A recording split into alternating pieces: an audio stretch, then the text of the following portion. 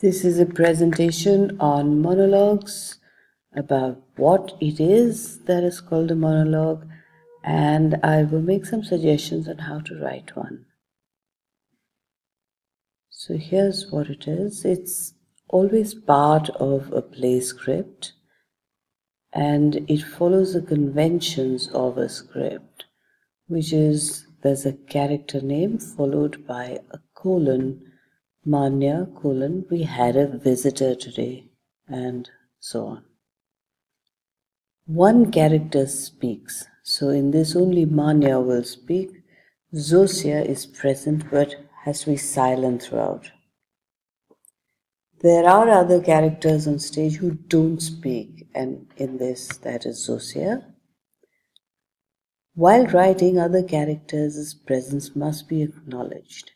Here are some suggestions on how to do this. You could write in a stage direction. She looks into her sister's eyes. Remember, this is in brackets and it's italicized. Addressing the other character that's within the monologue, Manya could say, "Why does this happen again and again, Zosia?"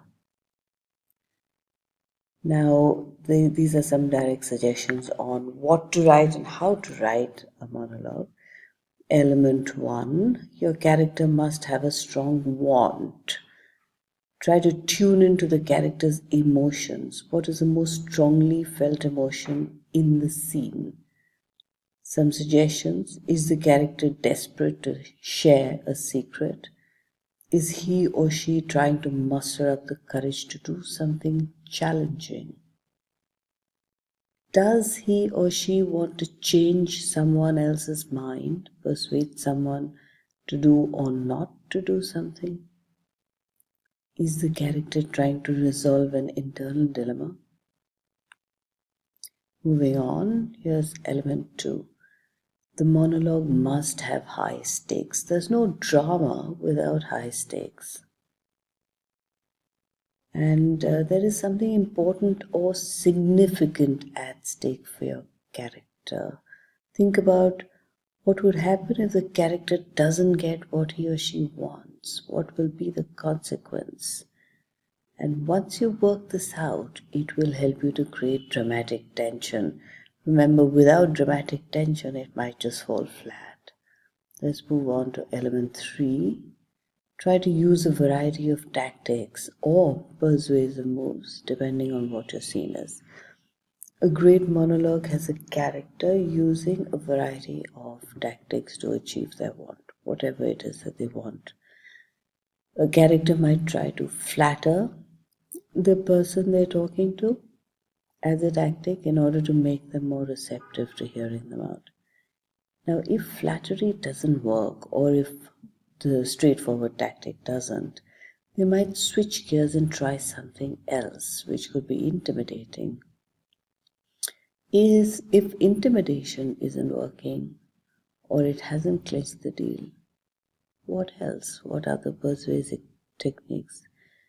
Now, some characters might use some other form of persuasion like logic instead of an emotional appeal. Remember, Curie, having a scientist's mind, might try that route.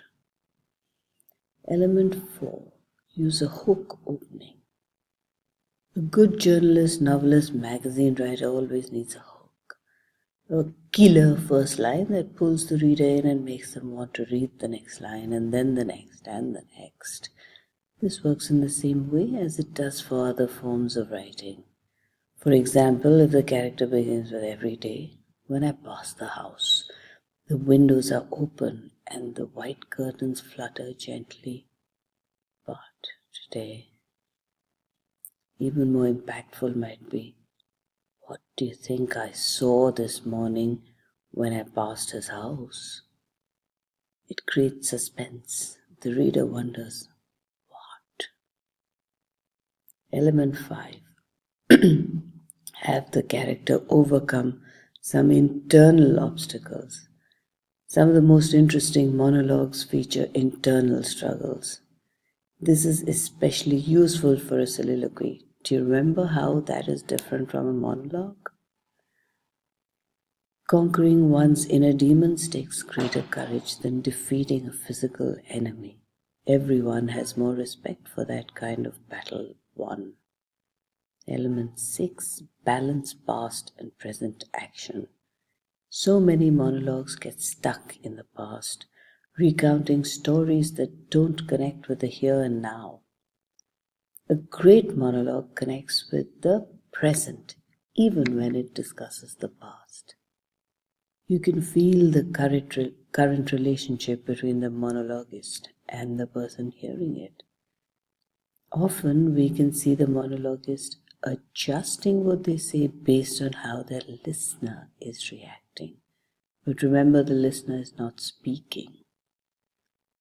And we can feel that the character wants something, is seeking to gain something, be it tangible or emotional, from whomever or whatever they are addressing. Maybe they just want sympathy or support.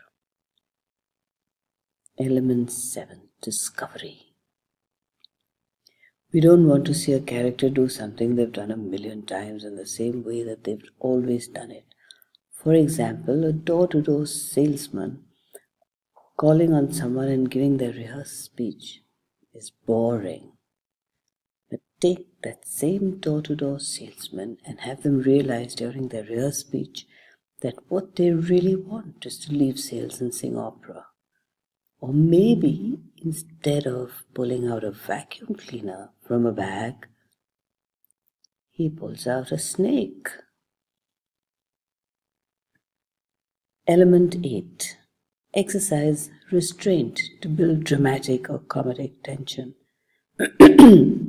A character trying hard not to cry is much more interesting than one all-out bawling for 2 minutes straight. Most of us try to avoid displaying strong emotion or overwhelming emotion. This resource is adapted from this particular source. You could read up more at this URL.